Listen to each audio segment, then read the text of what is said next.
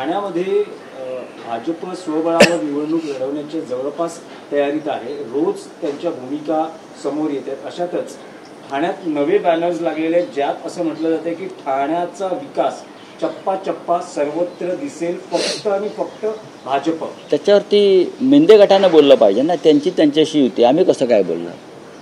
आम्ही आणि मनसे ठाण्यामध्ये लढणार आणि सत्तेवर येणार। आमचाही नारा 75 पार आहे। बोला, आमचाही नारा 75 पार। ते म्हणतात 70 पार, आमचा 75। आमचा 75।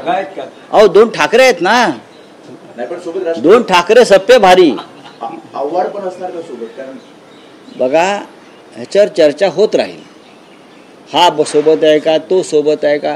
या क्षणी 2 ठाकरे करणार सगळ्यांच्या ठिकऱ्या। साहेब हा हे तुम्ही एक स्लोगन आता दिलं, पुन्हा एकदा ऐकायला हे आवडेल। काय आहे हे स्लोगन?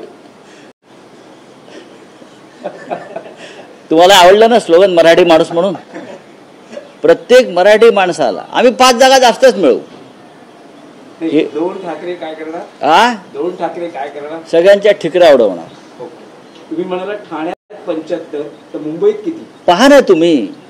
बघा, ह्यांचा सगळा खेळ आता संपत आलेला आहे। विधानसभेतला, लोकसभेत लोक फार जागरूक झाले। रस्त्यावर उतरू आम्ही, लक्षात सांगतो। 2 ठाकऱ्यांनी ठरवलं तर रस्ते बंद होतील मुंबईचे। निवडणूक आयोगाला याची कल्पना आहे, म्हणून निवडणूक आयोगानं प्रकरण केंद्राकडे पाठवलंय। आणि आता जो काय मराठा झालेला आहे, तो त्यासाठी फडणवीसांनी सुरू केलाय की निवडणूक यादीतले जे घोटाळे आम्ही बाहेर